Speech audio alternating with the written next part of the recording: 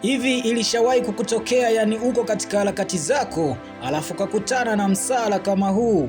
Yani jamaa alikuwa zake anakata zake mti polini bwana. Sasa ameanza kukata mti, lengo lake bana ni mti uanguke chini au sambaze au tengeneze kuni kwa ajili ya mambo fulani hivi, yani mambo ya mapishi. Sasa katika kukata mti bana, mkojo ukambana. Kama tunavyojua mkojo ukikubana ukiwa polini bana, hauwezi kuubana, lazima ukautoe bwana.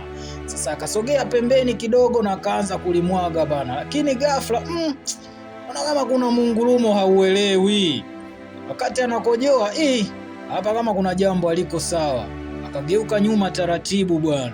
Hii ndo ile story unasikiaga bwana, jamaa alikuwa na siku mbaya kazini. Alipocheki nyuma yake hivi kuna mzee lion, yani Simba mnyama yuko nyuma yake, alafu anamchola tu, yani wewe jitikise tu niruke na wewe. Mwamba akapiga hesabu. Hapo ndo unasikia physics na mathematics zinachanganyikana hapo. Hata kama shuleni ulikuwa unapenda Kiswahili, lakini lazima hesabu itumike.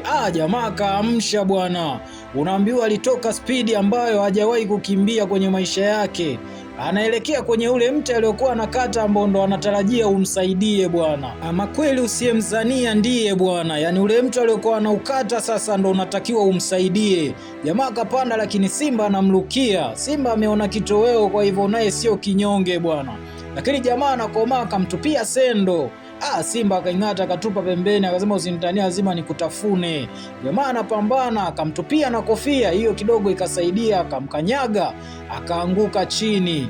Sasa jamaa akaona mbona kama nimewini, ghafla kucheki pembeni hivi ile story ya Adam na Eva. Sasa huyu hapa ndo chanzo bwana, lakini jamaa kucheki chini asalale. Ule msemo wa usitukane mamba kabla hujavuka mto, ni kama jamaa aliupuuzia. Sasa niambie kwenye comment hapa, umejifunza nini na ungekuwa wewe ungefanya nini?